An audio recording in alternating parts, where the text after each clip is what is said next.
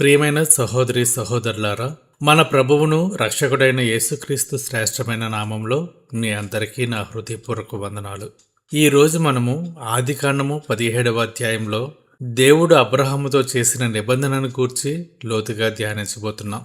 మానవ చరిత్రలో దేవుడు తను అనుగ్రహించిన వాగ్దానాలను ఎలా నెరవేరుస్తాడో, తన ప్రజల జీవితాలను ఎలా రూపాంతరం చేస్తాడో ఈ లేఖన భాగం మనకు స్పష్టంగా తెలియజేస్తుంది.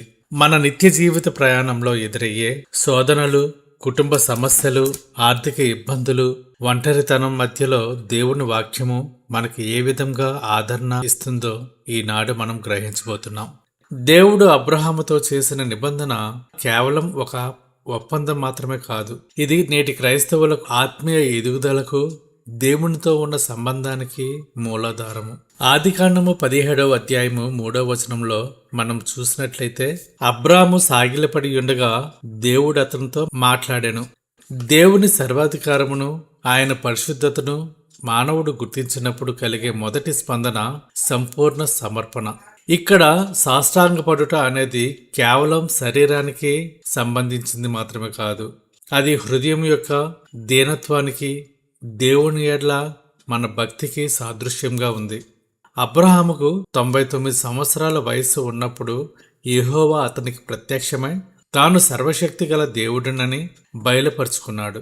ఆ సర్వశక్తిమంతుని స్వరమును వినగానే అబ్రహాము తన బలహీనతను, తను దేవుడి ముందు ఎంత అల్పుడో గ్రహించి నేలపై సాష్టాంగపడ్డాడు.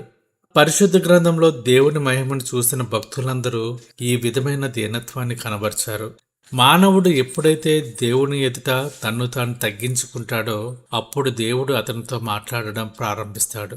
నేడు మన ప్రార్థనా జీవితాలలో ఈ విధమైన సాష్టాంగపడే మనస్సు, దీనత్వము కరువవుతున్నాయి.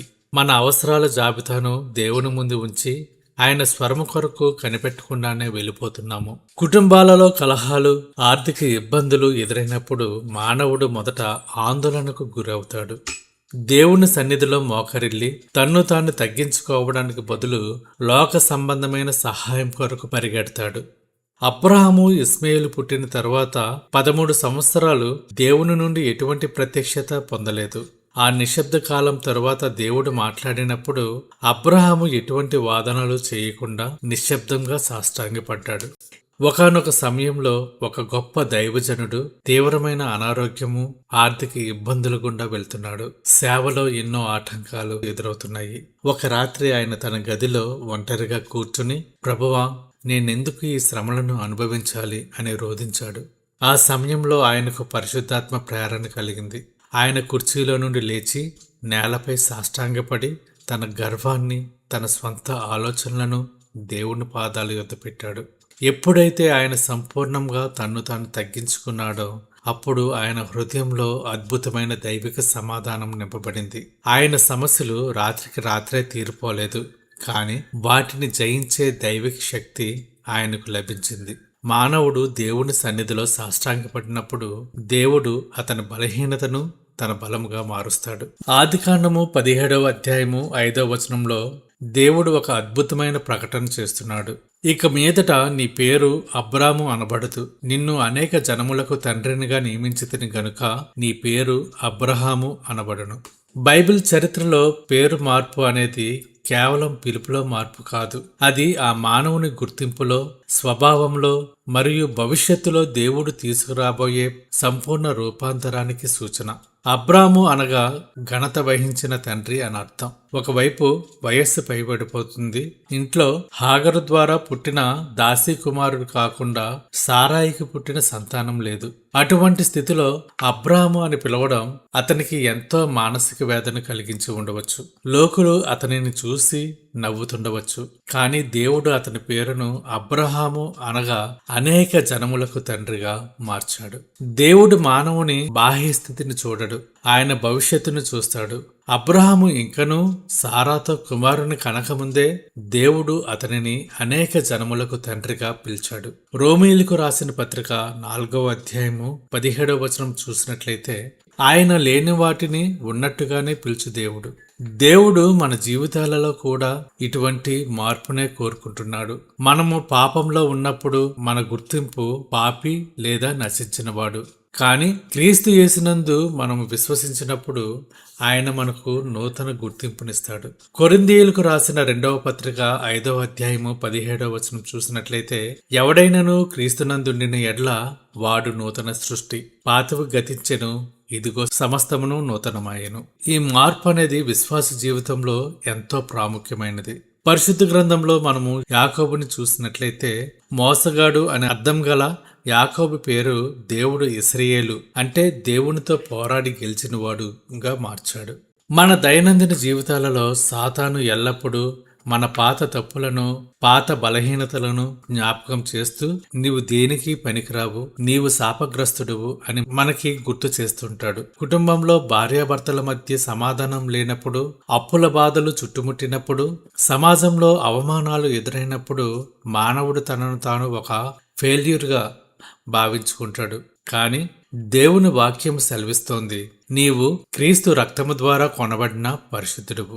కష్టాలు ఎదురైనప్పుడు కూడా దేవుడు మనకు ఇచ్చిన విలువను, మన ఆయన పిల్లలమనే విషయాన్ని మర్చిపోకుండా బ్రతకడమే నిజమైన క్రైస్తవుని లక్షణం. ఆదికాండము 17వ అధ్యాయము 7-8 వచనాల్లో దేవుని నిబంధన నిత్య నిబంధన అని మనకు తెలియజేస్తున్నాడు. ఈ విశ్వంలో మానవులు చేసే ఒప్పందాలు తాత్కాలికమైనవి. పరిస్థితులు మారినప్పుడు మానవులు తమ మాట తప్పుతారు. కానీ దేవుడు అబ్రహాముతో చేసింది నిత్య నిబంధన. దీని అర్థం ఏంటంటే, మానవుడు బలహీనుడై విశ్వాసంలో తొట్టిల్లినప్పటికీ దేవుడు నమ్మదగిన వాడుగా ఉండి తన నిబంధనను నెరవేరుస్తాడు. తిమోతికి రాసిన 2వ పత్రిక 2వ అధ్యాయము 13వ వచనం చూసినట్లయితే, మనము నమ్మకము లేని వారమైనను ఆయన నమ్మకముగా ఉండును, ఆయన తన స్వభావముకు విరోధముగా ఏదీ చేయలేడు. దేవుడు అబ్రహాం సంతతికి కనాను దేశమును నిత్య స్వాస్థ్యంగా ఇస్తానని వాగ్దానం చేశాడు. ఆ సమయంలో అబ్రహాము ఆ దేశంలో ఒక పరదేశి మాత్రమే. అతనికి స్వంత భూమి లేదు. అయినప్పటికీ దేవుని వాగ్దానమును బట్టి ఆ దేశమంతటిని తన ఆత్మీయ నేత్రాలతో చూశాడు. హెబ్రీయులకు రాసిన పత్రిక 11వ అధ్యాయము 10వ వచనంలో అబ్రహామును గూర్చి వ్రాయబడింది, ఏలయనగా దేవుడు దేనికి శిల్పియు నిర్మాణకుడునై ఉన్నాడో పునాదులు గల ఆ పట్టణం కొరకు అబ్రహాము ఎదురు చూచుచుండెను. నేడు మనకు కూడా క్రీస్తు యేసు ద్వారా నూతన నిబంధన అనుగ్రహించబడింది. శిలువపై చిందించబడిన యేసు రక్తము ద్వారా మనము దేవుని నిత్య నిబంధనలోకి ప్రవేశించాము. ఈ లోకంలో మనకు శాశ్వతమైన ఇల్లు గాని, స్థిరమైన ఆనందం గాని ఉండకపోవచ్చు. ఉద్యోగాలలో అభద్రతాభావం, ఆరోగ్యం క్షీణించడం, వృద్ధాప్యం, ఒంటరితనం మనల్ని వేధిస్తున్నప్పుడు మన చూపులు ఈ లోక సంబంధమైన స్వాస్థ్యం మీద కాక పరలోక సంబంధమైన నిత్య స్వాస్థ్యం మీద ఉండాలి. కొలస్సీలకు రాసిన పత్రిక 3వ అధ్యాయము 2వ వచనంలో సెలవిచ్చినట్లు, పైనున్న వాటి మీదనే గాని భూమి మీదనున్న వాటి మీద మనస్సు ఉంచుకొనకుడి. దేవుడు మనకు తోడయ్యుండి నేను నీకు దేవుడినై ఉందును అని ఇస్తున్న ఆదరణకరమైన మాట కంటే ఈ లోకంలో మనకు పెద్ద ఆస్తి ఏముంటుంది? ప్రియమైన సహోదరి సహోదరులారా, దేవుని వాక్యము కేవలం వినడానికి మాత్రమే కాదు, మన జీవితాలను మార్చడానికి ఇవ్వబడింది. ఈ రోజు ఈ సందేశం ద్వారా మీరు ఎటువంటి నిర్ణయం తీసుకోబోతున్నారు? మీ జీవితంలో ఏ భాగంలో మార్పు అవసరమని మీరు భావిస్తున్నారు? వాక్యము విని ఊరకనే విడిచిపెట్టే మానవుడు తన ముఖాన్ని అద్దంలో చూసుకొని వెళ్ళిపోగానే తాను ఎలా ఉన్నాడో మర్చిపోయే వానితో సమానమని యాకోబు పత్రిక వ్రాయబడి ఉంది. కాబట్టి ఈ రోజే మీ ఆర్థిక ఇబ్బందుల కొరకు, కుటుంబ సమస్యల కొరకు లోక సంబంధమైన పాపభరితమైన మార్గాలను ఆశ్రయించడం మాని మోకరిల్లి దేవుని పాదాల యొద్ద మీ భారాన్ని పడవేయండి. ప్రతిరోజు ఉదయం లేవగానే నేను దేవుని కుమారుడును, నేను దేవుని కుమార్తెను, నేను క్రీస్తునందు విజయశాలిని అని ప్రార్థన చేసుకోండి. దేవుని సమయం కొరకు ఓపికతో కనిపెట్టండి. ఆయన మీ జీవితంలో అద్భుతమైన సంతోషాన్ని పుట్టించబోతున్నాడు. పరిస్థితులు తలకిందులైపోయినా, లోకమంతా మనల్ని వెలివేసినా, గుండెల్లో భరించలేనంత వేదన దాగి ఉన్నా, కళ్ళల్లో కన్నీళ్లు ఆరకపోయినా సరే, ఆఖరి శ్వాస వరకు దేవుని పాదాలను గట్టిగా పట్టుకొని బ్రతకడమే నిజమైన క్రైస్తవ లక్షణం.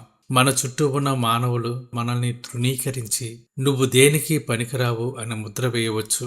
కానీ ఏకాంతంలో మోకరిల్లి తండ్రి అని మనం పిలిచినప్పుడు ఆయన తన గాయపడిన హస్తాలతో మన కన్నీళ్లను తుడుస్తాడు. శ్రమల తుఫాను మనల్ని ముంచెత్తినప్పుడు లోక సహాయం వైపు చూడకుండా ప్రభువా నాకున్నది నువ్వు మాత్రమే అని మన హృదయాన్ని ఆయన సజీవ యాగపీఠం మీద పెట్టాలి. సమస్తాన్ని సృష్టించిన ఆ సర్వశక్తిమంతుడు మనలను తన సొంత బిడ్డలుగా పిలుచుకున్న ఆత్మీయ గుర్తింపును ఏ శోధన కూడా మన నుండి దొంగిలించలేదు. కాబట్టి మన బలహీనతలను, వేదనలను ఆ నిత్య నిబంధన దేవుని పాదాల యొద్ద కుమ్మరించి ఆయన ప్రేమలో సంపూర్ణంగా లీనమైపోదాం.